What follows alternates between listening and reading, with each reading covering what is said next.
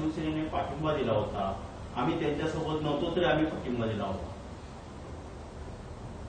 अमित शाह साहेब आणि मोदी साहेब महाराष्ट्रामध्ये येतात महाराष्ट्राला काहीतरी देण्यासाठी, महाराष्ट्राला मोठं करण्यासाठी. तुझ्यासारख्या महाराष्ट्राची बदनामी आणि महाराष्ट्राची गद्दारी करण्यासाठी येत नाही. तुम्ही महाराष्ट्रामध्ये राहून महाराष्ट्राचे सुपुत्र स्वतःला म्हणतात आणि ह्याच महाराष्ट्राला डुबवण्याचं काम संजय राजाराम राऊत आणि त्याचे मालक करतायत. म्हणून अमित शहाजींचा दौरा हा महाराष्ट्राच्या हिताचा आहे. आणि हो, 370 साठी तुम्ही पाठिंबा दिलात, कारण का 370 साठी पाठिंबा नाही दिला असता तो लोकांनी मातोश्रीच्या बाहेर काढून तुम्हाला मालकाला चपला मारल्या असत्या. कारण का 370 हटवावं हे जसं वर्षानुवर्ष आपल्या सगळ्यांचं स्वप्न होतं, ते आदरणीय हिंदू हृदय सम्राट बाळासाहेब ठाकरेंचं पण स्वप्न होतं. म्हणून 370ला पाठिंबा हटवण्याचा जो पाठिंबा दिलेला आहे हे महाराष्ट्र देशाच्या हिताचा होता. आणि तुम्हालाही माहिती आहे की उद्या कशा चपला पडला असता म्हणून पाठिंबा दिलेला होता. संजय राऊत असंही म्हणतात की अमित शहाने आपली स्मरणशक्ती व्यवस्थित करून घेतली पाहिजे. 370 कलम हटवून काश्मीरमध्ये काय दिवे लावले, काश्मीरचं नाव घ्यायची तुमची लायकी नाही. काय दिवे लावले ना, तर मी संजय राजाराम राऊतला सांगेन, एक हातात दिवा घे आणि 15 ऑगस्ट आणि 26 जानेवारीला जाऊन जरा बघ. तिथे जो फडकणारा जो काश्मीरच्या चौकामध्ये जो तिरंगा झेंडा आहे ना, तो मोदी सरकार आणि अमित शहाजींच्यामुळेच झालेला आहे, फडकतोय. म्हणून काय दिवा लावलाय ना, तो जरा दिवा घेऊन जा आणि सगळीकडे बघ काश्मीरमध्ये आणि मग सांग की काय दिवा लागलेला आहे. काश्मीरचा तरुण आजही बेरोजगार आहे, याची तुम्हाला लाज वाटली पाहिजे. 2014ला आपली घोषणा होती पाक व्याप्त काश्मीर भारतात आलं. काय झालं त्याची लाज वाटायला पाहिजे. काश्मीरमध्ये काय बदल होतोय हे ह्याला भांडूपमध्ये बसून कळणार नाही. आज मोठ्यातल्या मोठ्या उद्योग, 5 स्टार हॉटेल, पर्यटनाचे विविध प्रकल्प आज काश्मीरमध्ये उघडतायत, काश्मीरमध्ये चालू होत आहेत. तो बदल मोदी सरकारने केलेला आहे. आणि पॅक व्याप्त काश्मीर कधी करणार, कसं करणार हे तुझ्यासारख्या तीनपाट माणसाला सांगण्याची आम्हाला गरज नाहीये. जेव्हा अखंड हिंदुस्थान होईल ना, तेव्हा तू पण मोदी सरकारचं अभिनंदन करशील, एवढं मी विश्वासाने सांगतो. शरद पवारांनी ज्यांना सहन केलं, ज्यांच्यावर भ्रष्टाचाराचे आरोप होते, त्यांनी पक्षात अमित शहाने त्यांना पक्षात घेतलं. त्यामुळे अमित शहाचे आम्ही आभार मानतो, असा एक बिस्किट टोला संजय राऊत. पण हे पवार साहेब आणि उद्धवजींचे आभार मानण्याची कधीतरी आम्हाला संधी दे. ज्या दिवशी तुझ्या ढोणावर लात मारतील तेव्हा आम्ही पण पवार साहेबांचा आणि उद्धवजींचे आभार मानेन. म्हणून तो त्या दिवसाची वाट आम्ही आतुरतेने पाहतो. कोल्हापूरचा मतदार हा शिवसेनेचाच मतदार होता आणि त्या मतदारसंघात शिवसेनेचा दावा आहे, असं संजय राऊत म्हणतात. आता कोण कुठे दावा करणार, कोण कोणाचा मतदार आहे हा सांगणारा कोण? ज्याने आयुष्यामध्ये एक छोटी सरपंचाची पण निवडणूक लढवली नाही, जो काट्यावर राज्यसभेवर पास झालेला आहे, तो मतदारांच्या मनातली भाषा करतोय. म्हणून कधीतरी येणारी कधी वॉर्डची निवडणूक लढव आणि मग लोकसभेच्या मतदारांच्या बद्दलचे भाष्य कर. दीपक केसरकर यांच्या दंडावर बेडक्या नाही, हा मोती तलावाचा डोन कावळा आहे. सावंतवाडी हिंमत असेल तर निवडून या, असं संजय राऊतांनी त्यांना आव्हान केलं. अरे पण ह्याच दीपक केसरकरांना घेऊन तुझ्या मालक महाविकास आघाडीची सत्ता असताना मोदीजींकडे युतीचा प्रस्ताव करण्यासाठी घेऊन गेलेला बरोबर. तेव्हा दीपक केसरकर कसे आवडायचे, तेव्हा दीपक केसरकरांना कसे तुझे मालक घेऊन फिरायचे. आणि दीपक केसरकर जे बोलतायत ते खरं आहे की खोटं आहे हे कधीतरी ठाकरे कुटुंबियांनी समोर येऊन सांगावं. कारण का जे उद्धव ठाकरे दिशा सालियांच्या प्रकरणामध्ये माझा मुलगा चुकलाय आणि त्याला वाचवा ह्यासाठी अगर राणे साहेबांना फोन करू शकतात, एकदा नाही दोनदा, तर ते मोदीजींना पण भेटू शकतात. म्हणून दीपक केसरकरजी जे बोललेत, दीपक केसरकरजी जी बोललेत त्याची खरं आहे का खोटं आहे हे ठाकरे कुटुंबियांनी सांगावं ना. हे ठाकरे कुटुंबियांनी सांगावं की खरंच मुलाला वाचवण्यासाठी मोदीजीकडे घेऊन गेले होते की नाही. कारण का तुम्ही नारायण राणे साहेबांना अगर उद्धव ठाकरे दिशा सालियांच्या केसमध्ये आदित्यला वाचवा ह्यासाठी फोन करू शकतात, तर मोदीजींमध्ये कडे गेलेच असतील. म्हणून ह्याबद्दलचं स्पष्टीकरण आणि गेल्या 2 आठवड्याचा रश्मी ठाकरे, आदित्य ठाकरे ह्यांचा सीडीआर रिपोर्ट आणि सगळे लोकेशन, मोबाईल टॉवर लोकेशन जाहीर करावे. दूध का दूध, पाणी का पाणी होऊन जाईल.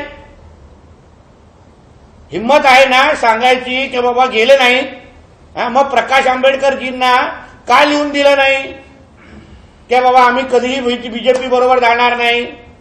आदित्य ठाकरे बद्दल जी दिशा सालियांच्या केसमध्ये खळबळजनक खुलासे होत आहेत, सत्य बाहेर येत आहे, त्याच्यामुळे ठाकरे कुटुंबाची पायाची खाली वाळू सरकलेली आहे. दिशा सालियांचे आई वडील पासून अन्य जे काही विटनेस होते त्यांनी जे काही स्टेटमेंट एसआयटीच्या समोर दिलेले आहेत, त्याच्यामुळे ठाकरे कुटुंबाला कळून चुकलेलं आहे की आदित्य ठाकरे अडचणीत येणार आहे. म्हणून अगर दीपक केसरकरजी खोटं बोलत असतील तर मग रश्मी ठाकरे आणि आदित्य ठाकरेचे सीडीआर रिपोर्ट आणि मोबाईल टॉवर लोकेशन जाहीर करा ना. दूध का दूध, पाणी का पाणी होऊन जाईल. मन साफ असेल तर जाहीर करण्यामध्ये काय वाईट आहे. प्रकाश आंबेडकर आपल्या सोबत असल्याचं सांगत संजय राऊत असं म्हणतात की आमचा मायावतीवर विश्वास नाही, त्या भाजपला अप्रत्यक्षरित्या मदत करत आहेत. प्रकाश आंबेडकरांचं तसं नाही, ते महाराष्ट्रातल्या मातीतले डॉक्टर बाबासाहेब आंबेडकरांचे वारसदार आहेत आणि मोदींची हुकुमशाही काढण्यासाठी आमच्या सोबत उभे आहेत. किती उभे आहेत हे आता येणाऱ्या काही दिवसामध्ये कळतील. कारण का आंबेडकर कुटुंबियांना, प्रकाश आंबेडकरांना तुमचा मालक किती मान सन्मान देतो हे त्यांनी मातोश्रीवर त्यांनी फोन केलेल्या अपमानानंतर कळलेलं आहे.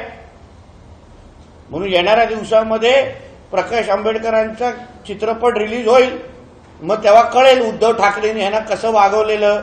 आणि आम्ही जे बोलतोय फोन न उचलणं, त्यांचा अपमान करणं, हे प्रकाश आंबेडकरजी स्वतःच्या तोंडातून जेव्हा बोलतील ना, तेव्हा महाराष्ट्राला आणि जनतेला कळेल की हे आंबेडकर कुटुंबियांचा कसा अपमान करतायत. तर रात्री अमित शहा आणि मुख्यमंत्र्यांची एक बैठक झाल्याचं समजतंय. या बैठकीमध्ये मुख्यमंत्र्यांनी 13 जागा मागितल्या, मात्र अमित शहानी त्यांचा समजावण्याचा प्रयत्न केला. मुंबईमध्ये 1 जागा शिंदे गटाला देणार असल्याची चर्चा आहे, त्यावर शिंदे गट नाराज असल्याची सुद्धा चर्चा आहे. बघा, मी तुमच्या सिंधुदुर्गामध्ये काल झोपलेलो, मला माहित नाही मुंबईमध्ये काय चाललंय. आणि मुंबईमध्ये असलो तरी पण आमच्या वरिष्ठ पातळीवर होणाऱ्या ह्या चर्चा, ह्या वरिष्ठ पातळीवरच चर्चा होतात. ते कार्यकर्त्यांपर्यंत ती माहिती देत नाही.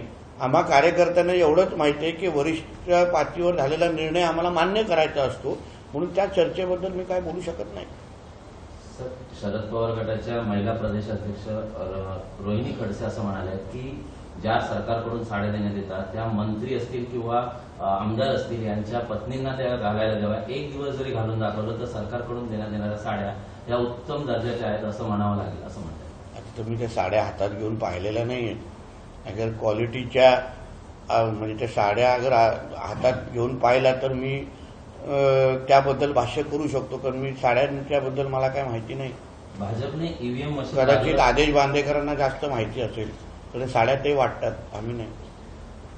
भाजपने ईव्हीएम बाजूला फेकून देऊन 405चा नारा करावा असं अबू आझमी म्हणतात. हा, बरोबर आहे ना, पण ईव्हीएम बाजूला केल्यानंतर आणि बॅलेट पेपरवर आल्यानंतर तरीही अबू आझमीचा एक तरी उमेदवार निवडून येणार का, किंवा अबू आझमीला त्याच्या घरातले तरी मतदान करणार का, हा फार मोठा प्रश्नचिन्ह आहे.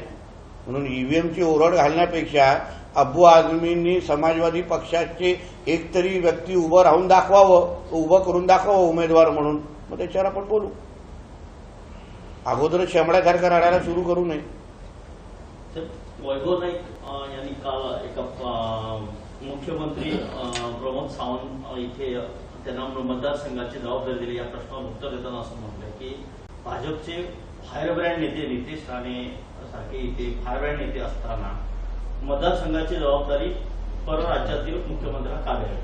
म्हणजे वैभव नाईक आणि त्यांच्या उभाटाने स्वीकारलं का की मी फायरब्रँड आहे. मग हे जरा त्यांच्या उभाटातल्या अन्य सहकाऱ्यांना समजून सांगावं, जेणेकरून माझी निवडणूक बिनविरोध होऊन जाईल. 4-5 बाशिंग बांधून बसलेले आहेत। अशा पद्धतीने जरा फायर ब्रँड नितेश राणेबद्दल थोडी घरात आणि सहकाऱ्यांना माहिती दिली तर माझी निवडणूक सुकर होऊन जाईल आणि बिनविरोध होऊन जाईल। नितेश राणे व नारायण राणे यांना संसद म्हणजे काय आणि जनतेचा विकास म्हणजे काय ते समजलं नाही। त्यांनी डबल काचेचा चष्मा लावून माझा लेखाजोखा वाचावा असं खासदार विनायक राऊत यांनी म्हटलं। नाही, परत प्रश्न विचारा। नितेश राणे आणि नारायण राणे यांना संसद म्हणजे काय आणि जनतेचा विकास म्हणजे काय हे समजलं नाही। त्यांनी डबल काचेचा चष्मा लावून माझा लेखाजोखा वाचावा। बरोबर, संसद म्हणजे तिथे लोकांच्या आणि देशाचे विकासाचे प्रश्न मांडायचे असतात।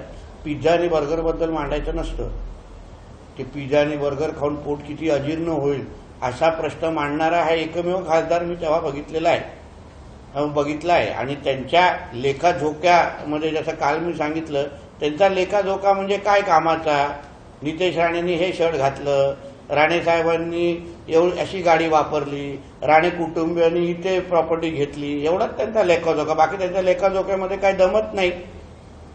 म्हणून या विनायकराव खासदारांनी जो आता आयसीयूवर राजकीय आयसीयूवर असलेला खासदार आहे त्याची वायर आता आम्ही येणाऱ्या 3-4 आठवड्यामध्ये खेचणार आहे। मग राजकीय रामनाम सत्य करून त्यांना मुंबईला पाठवून देऊ एकदाच वाकवलेला। रत्नागिरी ते सिंधुदुर्ग लोकसभेच्या उमेदवारीबाबत बोलताना विनायक राऊत असं म्हणतात की धनशक्ती आणि जनशक्ती असा हा लढा होईल। या मतदारसंघात धनशक्तीचा 2.5 लाखांनी पराभव होईल। म्हणजे ते विनायक राऊतांनी खंबाट्यामध्ये चोरी केलेले त्यांच्या धनाच्या बद्दल कदाचित बोलत असतील, कारण का जनशक्ती ही आमच्या बाजूने आहे आणि खंबाट्यामध्ये जी जमा केलेली गरीब कामगारांच्या जोरावर कमवलेली धनशक्ती ह्याचा पराभव आम्ही येणाऱ्या आठवड्यामध्ये काही आठवड्यामध्ये करणारच आहोत। देवेंद्र फडणवीस यांनी खासदार इम्तियाज जलीलला टार्गेट केलंय का? संभाजीनगरच्या खासदारांनी कलम 75चं समर्थन केलं होतं का? तसेच राम मंदिराला समर्थन दिलं होतं का? आणि संभाजीनगरच्या खासदारांनी मोदींच्या काळाला हात वर करून समर्थन दिलं होतं असं त्यांनी टार्गेट केलंय का? पण ते देवेंद्र फडणवीसजी बोलले ते योग्यच बोललेले आहेत ना। महाराष्ट्राच्या भूमीतून आणि देशाच्या भूमीतून निवडून यायचं आणि देशाची गद्दारी करायची ह्यालाच इम्तियाज जलील म्हणतात। MIM असो किंवा इम्तियाज जलील असो, हे पाकिस्तानमध्ये गेले जाऊन त्यांनी खासदारकी लढवावी, कारण भारतामध्ये राहून भारताची गद्दारी आणि बैमानी करण्याचं दुसरं नाव म्हणजे इम्तियाज जलील आणि त्यांचा तो ओवेसी। म्हणून जे देवेंद्र फडणवीस साहेब बोलले त्याला मी पूर्ण पद्धतीने समर्थन करतो। तर विनायक राऊत यांच्या कार्याचा 10 वर्षातील कार्याचा लेखाजोखा कणकवलीत पार पडला, पुस्तिकेचं प्रकाशन। त्या कार्यक्रमात बोलताना विनायक राऊत असं म्हणाले की देशाचे पंतप्रधान नरेंद्र मोदी यांनी कोरोना काळात खासदारांचा 8,000 कोटी निधी थांबवून स्वतःसाठी 7,500 कोटींचे अलिशान विमान घेतले, असा एक गंभीर आरोप त्यांनी। हे जे विनायक राऊत नावाचा हा जो काय प्राणी आहे ज्याला आपण खासदार म्हणतो ना, त्याला आता कायमस्वरूपी प्राणी संग्रहालयामध्ये आम्ही निवडणुकीच्या निमित्ताने पाठवणार आहोत। कारण का कुठलाही अभ्यासू खासदार अशा पद्धतीचे बेजबाबदार स्टेटमेंट देणार नाही। कोरोना काळामध्ये मोदीजींच्या धोरणांमुळे भारतामध्ये असंख्य लोकांचे जीव वाचले। भारताने स्वतःची वॅक्सिन तयार करण्यामध्ये भारत एकमेव अन्य देशांच्या तुलनेमध्ये म्हणजे एकमेव अन्य देशांच्या स्पर्धेमध्ये देश उभा राहिलेला आहे आणि भारतातल्याच लोकांना वाचवलं नाही, अन्य देशांकडे पण वॅक्सिन पाठवणारा पण आमचा भारत देश होता।